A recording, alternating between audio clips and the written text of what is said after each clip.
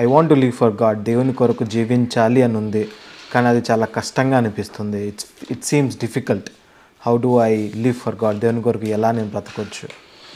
దేవుని కొరకు జీవించాలనుకోవడం చాలా ఆధ్యాత్మికమైన ఆశ. అది పరాకాష్ట క్రైస్తవ లక్షణం. కానీ అది చాలా కష్టంగా ఉందని మనం అనుకుంటాము. అది ప్రశ్న అడిగిన వాళ్ళకే కష్టము, చెప్పేవాళ్ళకి కష్టము, జీవించే వాళ్ళకి కూడా కష్టమే.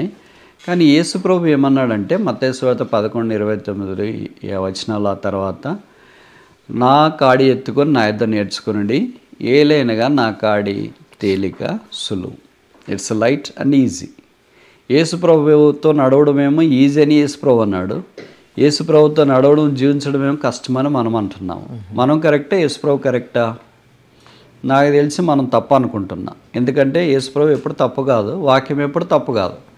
కనుక walking with Jesus is always easier provided we follow the protocol.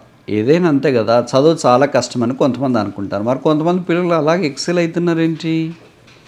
Driving కష్టమని కొంతమంది అంటారు. కొంతమంది అలాగే చక్కగా డ్రైవ్ చేస్తున్నారు ఏంటి?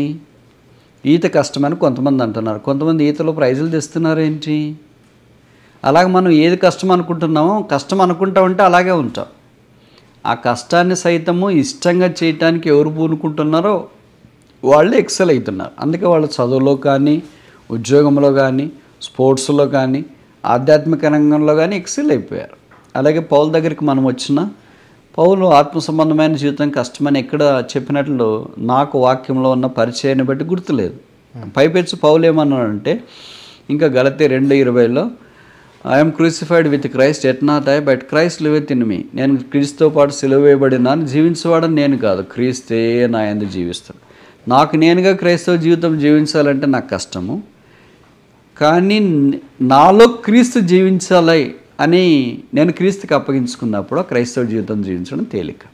కనుక ఇది ఎలాగుంటుందంటే, మనం ఈత నేర్చుకోవడానికి ప్రయత్నం చేసి ఈతకర్రలు లేకుండా దిగినప్పుడు ఎంత కష్టంగా ఉంటుందో, ఈతకర్రలు కట్టుకొని దిగినప్పుడు ఎంత తేలిగ్గా ఉంటుందో, అలాగే యేసుక్రీస్తు ప్రభుకు మనం అప్పగించుకున్నప్పుడు ఆయన మనల్ని నడిపిస్తాడు, ఆయన మనల్ని అద్దరి చేరుస్తాడు. అప్పుడు ఆ క్రైస్తవ జీవితము ఆధ్యాత్మికమైన ఆశీర్వాదకరంగా మనకుంటుంది, ఇతరులకు ఉంటుంది. దేవుని నామానికి మహిమ కలిగిస్తుంది.